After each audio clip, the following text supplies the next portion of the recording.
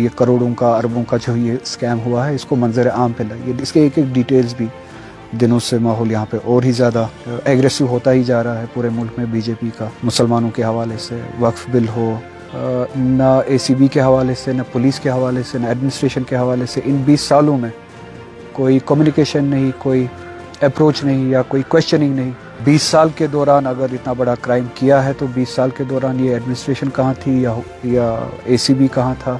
1 अप्रैल का जो western world में मारूफ है कि अप्रैल्स फूल बनाया जाता है, वही कोशिश यहाँ की एडमिनिस्ट्रेशन जो दिल्ली से कंट्रोल होती है कोशिश कर रही है कि 13 अप्रैल को उस तरह का जोक बनाया जाए। मैं भी उनके इस इक़दाम के बारे में थोड़ी सी बात करना चाहता हूँ, जिसके हवाले से कल से हवा बनाने की कोशिश की जा रही है कि एक बहुत बड़ा लैंड स्कैम हुआ है और जिस लैंड स्कैम में मैं शामिल हूँ, मैंने कोई इसमें स्कैम किया हुआ है।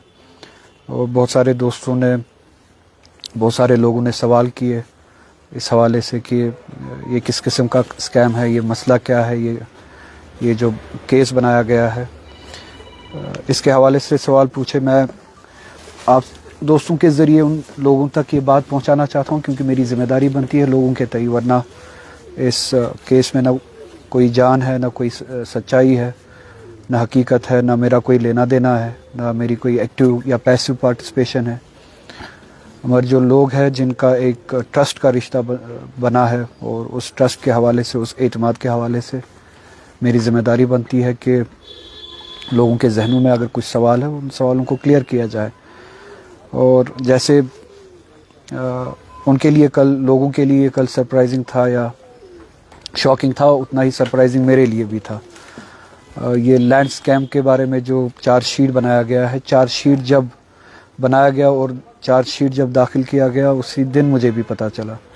उससे पहले ना कोई प्रायर नोटिस, ना इस हवाले से ACB की तरफ से नोटिस या कोई कम्युनिकेशन, मुझसे कोई ओपिनियन मांगी गई होती या सवाल ही पूछे होते या क्वेश्चनिंग ही हुई होती।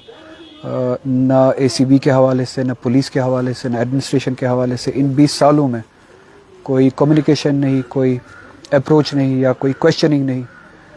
मुझे भी तभी पता चला जब आप लोगों को पता चला, और ये क्राइम है मुझे भी तब पता चला जब आप लोगों को पता चला कि बताया गया है कि क्राइम किया हुआ है। तो 20 साल के दौरान अगर इतना बड़ा क्राइम किया है तो 20 साल के दौरान ये एडमिनिस्ट्रेशन कहाँ थी या ACB कहाँ था, पुलिस कहाँ थी, जिनको इस बारे में मुझे या तो पुलिस स्टेशन बुलाना चाहिए था या ACB के हेडक्वार्टर पे बुलाना चाहिए था, कहीं पे क्वेश्चनिंग हुई होनी चाहिए थी, लीगल नोटिस मिली हुई होनी चाहिए थी।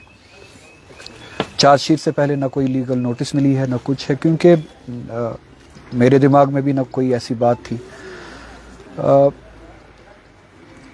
20 साल पहले यहाँ बिमना में लैंड एक्विजिशन की गवर्नमेंट ने, और उस जगह का नाम है दुर्बल। उस जहाँ पे ये लैंड एक्विजिशन हुई वो डल डेवलपर्स की रिहैबिलिटेशन के लिए वहाँ पे कॉलोनी बनाई गई। और ये शायद इक़दाम 2000 की दहाई में पहले सालों में उठाया गया, 2002 के बाद ये इक़दाम उठाया गया और डेवलपर्स की उनके रिहैबिलिटेशन के लिए कॉलोनी बनाई गई। और वहाँ पे जो जिनके कब्ज़े में, पोजीशन में वो ज़मीन थी, वो रख थी, वो डल के बिमना के भी लोग हैं, दरगुन के भी लोग हैं, दंदूसा है, वहाँ के भी लोग हैं, दुर्बल के लोग हैं, जिनके पोजीशन में वहाँ पे वो ज़मीन थी और उनको कंपनसेट किया गया। उसी ज़मीन में मेरी फैमिली का भी वहाँ पे ज़मीन है।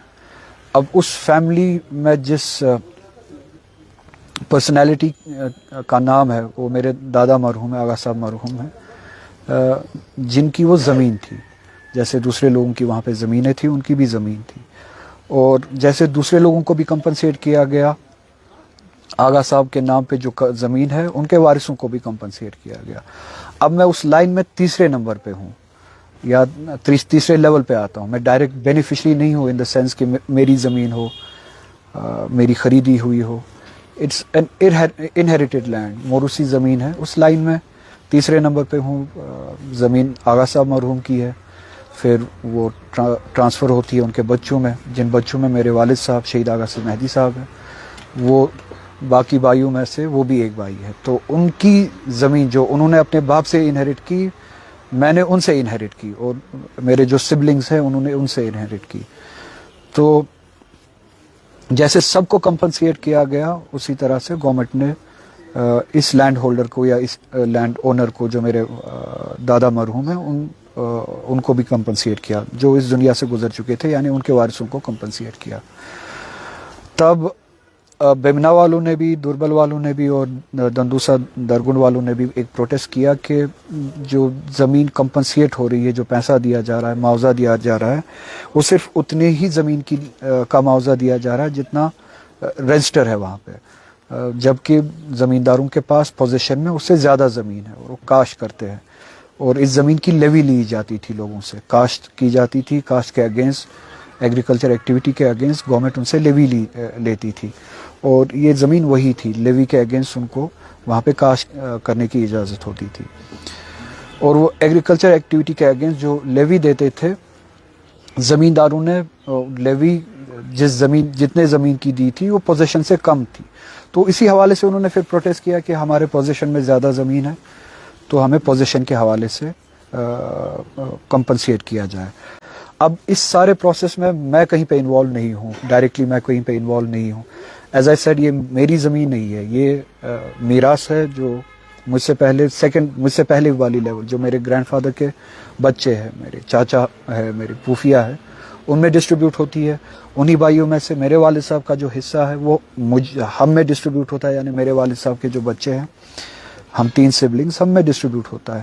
اور ہماری فیملی میں جہاں پہ جو رہتا ہے, جہاں پہ ہم نے گھر بنایا ہے, میرے دادا مرحوم کے بچوں نے جہاں پہ گھر بنائے ہیں, انکلوڈنگ مائی فادر, جہاں پہ میں یہاں پہ رہتا ہوں, جتنی بھی زمین تقسیم ہوئی ہے ابھی تک, وہ صرف اتنی ہی ہوئی ہے جہاں پہ ہم نے گھر بنایا ہے. اس سے باہر جتنی بھی آغا صاحب مرحوم کی زمینیں تھی جو ان کے بچوں میں تقسیم ہونی چاہیے تھی, ابھی بھی تقسیم نہیں ہوئی ہے.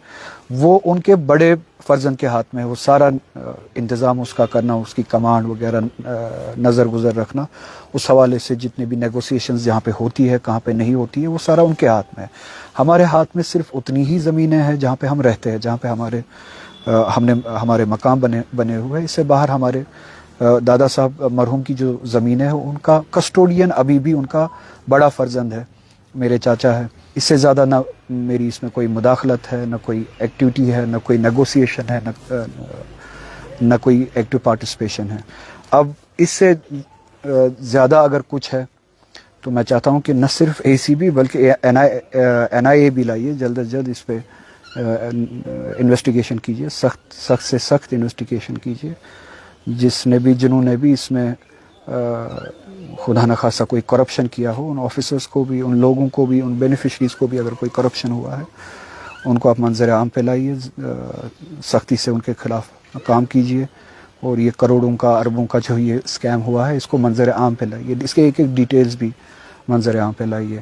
تو یہ تھی اس حوالے سے بات. میں یہ جو آپ دوستوں کو پتہ ہی ہے کہ ماحول کیسا ہے پچھلے سالوں سے, اور بالخصوص کچھ دنوں سے ماحول یہاں پہ اور ہی زیادہ ایگریسو ہوتا ہی جا رہا ہے پورے ملک میں. بی جے پی کا مسلمانوں کے حوالے سے وقف بل ہو یا بلڈوزر جسٹس ہو, اور کشمیر کے حوالے سے آپ کو پتہ ہی ہے.